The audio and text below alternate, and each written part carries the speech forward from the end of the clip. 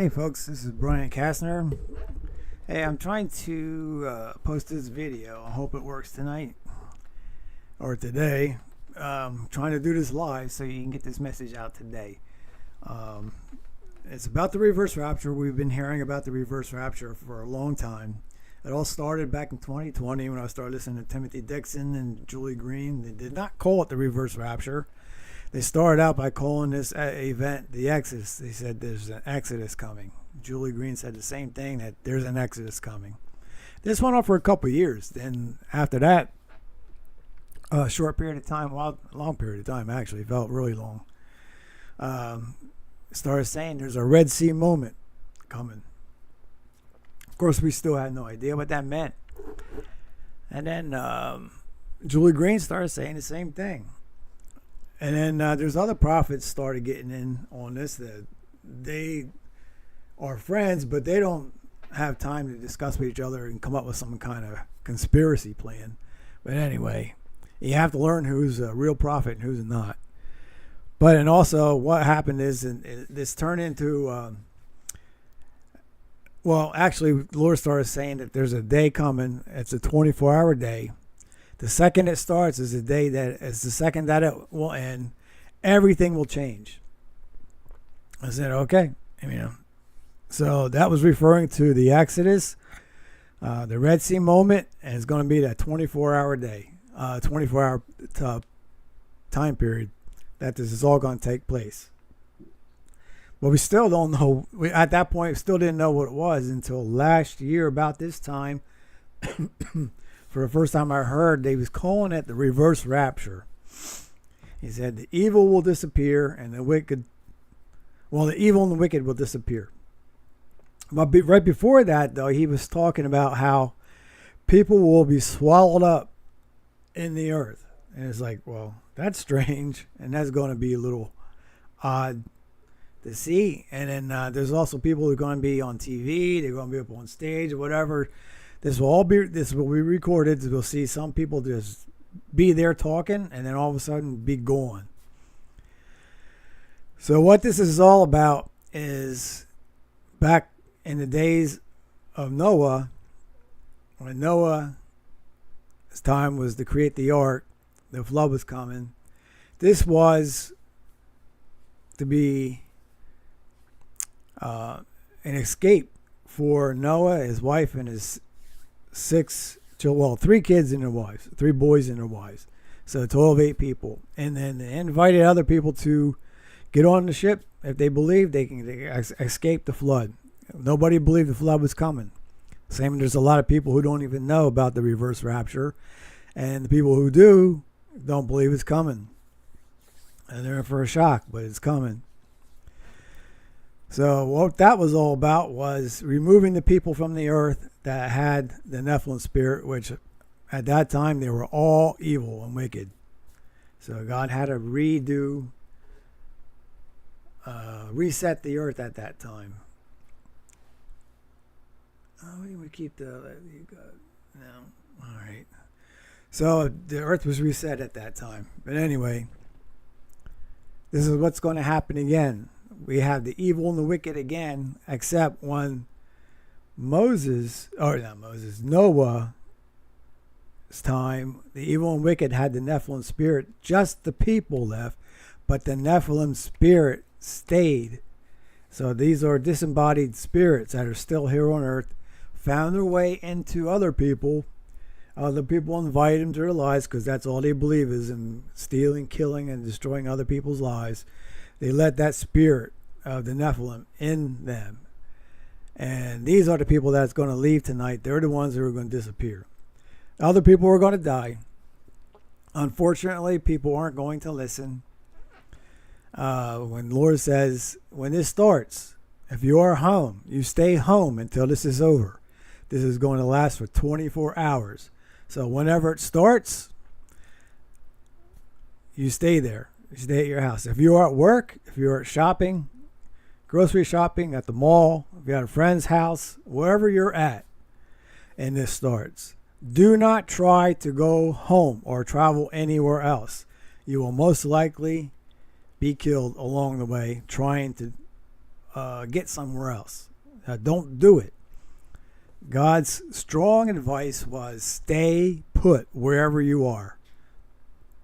That's going to feel uncomfortable for some of you people, but this is only going to be for one day. This is going to be for 24 hours. You're going to have to stick it out if you want to stay alive. So this is why I'm putting this warning out today, because I believe that this is all going to start tonight. There has been clues coming out piece by piece by piece. There's a puzzle that God's been letting out over time, and I've been putting the puzzles together to create this one picture. Well, one last piece of the puzzle, I think, was said yesterday, and that was a clue. And the clue led to that this all starts with Israel. This whole timing starts with Israel. He has left other clues other than what just yesterday was. Before that, it was going to start at daybreak. So now, as of yesterday, I know he's talking about daybreak in Israel, which is going to be 5/21 tomorrow, all right, March 20th, which starts a new year, a new season, which makes sense. It's going to be a new beginning. Also, is also in alignment with, in the book of Enoch, talks about the creation of mankind. And this is the book of Enoch 2, the second book, I believe it was in, that the earth, when it was created, the first season was spring. Okay, it wasn't winter, it wasn't January, the beginning of the year. It was springtime, is when Adam and Eve and all the other creation, along with it, was created. The earth was created. So this all aligns with the beginning of creation of mankind and earth and the universe. This all aligns with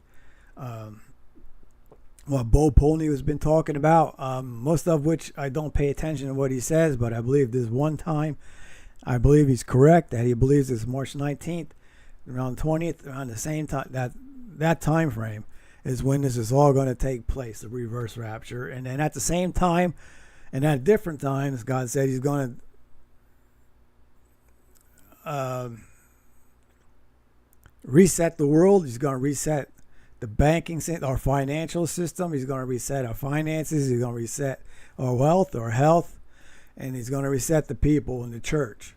Unfortunately, I think a lot of the church is going to be going after this event, because the weeds and the wheat, I'm going to read it right here. Actually, I can do it here, because let's see what happens. The weeds and the wheat. You can't see that, can you?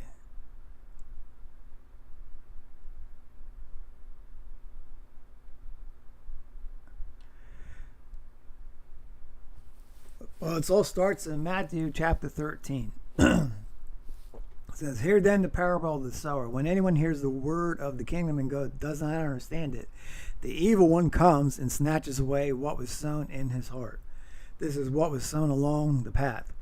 As for what was sown on rocky ground, this is the one who hears the word and immediately receives it with joy. Yet he has no root in himself, but endures for a while. And when tribulation or persecution arises on account of the word, immediately he falls away. As for what was sown among the thorns, this is the one who hears the word, but the cares of the world and deceitfulness of riches choke the word, and it proves unfaithful. As for what it was sown on good soil, this is the one who hears the word and understands it. He indeed bears fruit and yields, in one case 100-fold, in another 60, and another 30. It says, the parable of the weeds. He put another parable before them, saying, the kingdom of heaven may be compared to a man who sowed good seed in his field. But while his men were sleeping, his enemy came and sowed weeds among the wheat and went away. So when the plants came up and bore again, then the weeds appeared also. And the servants of the master of the house came and said to him, Master, did you not sow good seed in the field? How then does it have weeds? He said to them, an enemy has done this. So the servants said to him, then do you want us to go and gather them? But he said, no, lest in gathering the weeds, you root up the wheat along with them. Let both grow together until the harvest, and at the harvest time I will tell the reapers, gather the weeds first. That's the reverse rapture. and bind them in the bundles to be burned, but gather the wheat into the barn, meaning we are going to be protected. Now here's the parable of the weeds explained. Then he left the crowds and went into the house, and the disciples came to him, saying, "Explain to us the parable of the weeds of the field."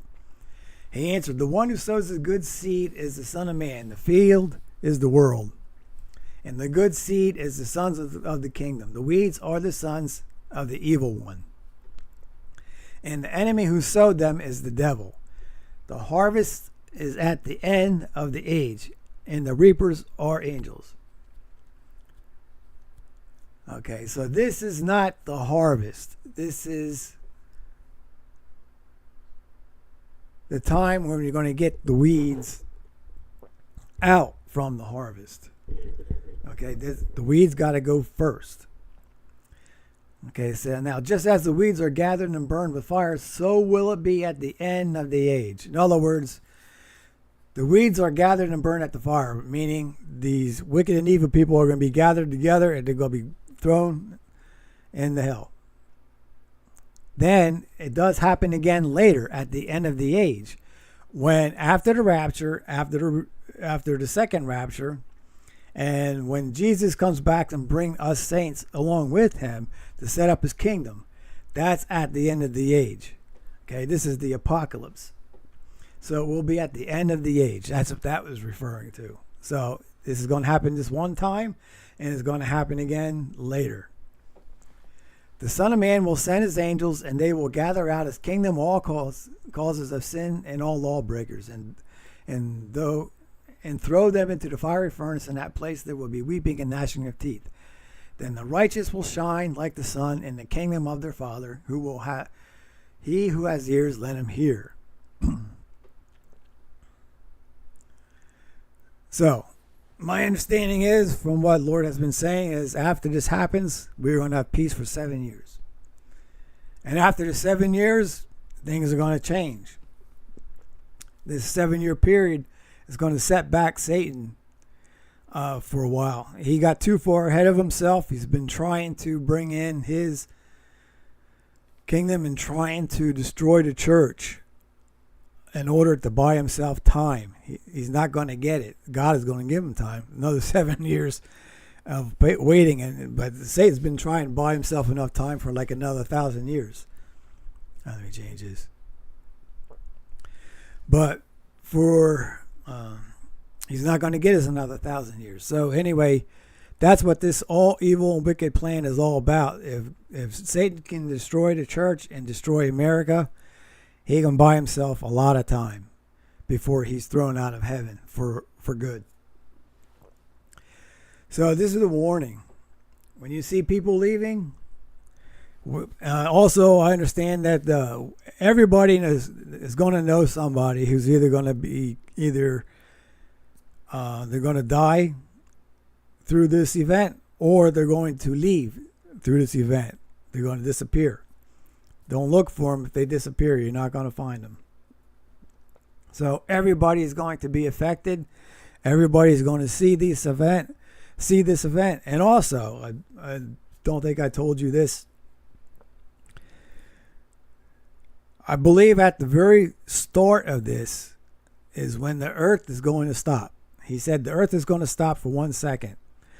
And I believe that's going to cause a jolt. It's going to cause a chain reaction of things. He said volcanoes will be erupting. Earthquakes will happen. A lot of devastating things will happen. We're going to see thunder and lightning when this happens. I believe that's going to be the start of this whole thing. That's going to be, everybody will physically and visually see when this starts. So, and I think that's going to be tonight. Okay. Could I be wrong? I absolutely can be wrong. I'm only human. God did not tell me that it's going to start tonight at 11:21 p.m. here in Pennsylvania. Okay? He did not say that. But he's given a bunch of clues that it kind of leads me to believe that that's what's going to happen, because it starts in Israel Friday morning at 5:21 a.m. That's when I believe it's going to start. He did not tell me that either. But because of the clues, that's what I believe. So hopefully people get to see this video. And if I'm right, this video will stay up. You'll know that I had this warning ahead of time, and you had this warning ahead of time. And if I'm correct about the time, that's even a bonus. So until then, until the time this starts, I don't know when I'm going to come back on live. But hopefully, I am able to come back live in OBS Studio so I can show on the screen things that I need to show to you. And yeah, don't know what to say. So may God bless you. May the Lord be with you.